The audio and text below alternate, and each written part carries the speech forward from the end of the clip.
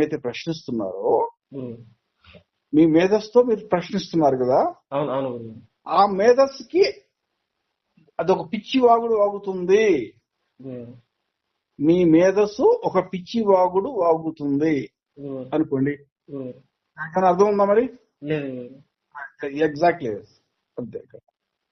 గురువు. మీ మేధస్సు ఏ విధంగా అయితే ఆలోచిస్తుందో గురువు. అదొక పిచ్చి వాగుడు. గురువు. అర్థం లేదు, ఏమీ లేదు అక్కడ. గురువు. మనం అప్పుడప్పుడు చూస్తుంటాం కదా, గురువు. పిచ్చి వాళ్ళు తిరుగుతుంటారు, పిచ్చి పెట్టిన వాళ్ళు గురువు. పిచ్చి పిచ్చిగా మాట్లాడుతుంటారు.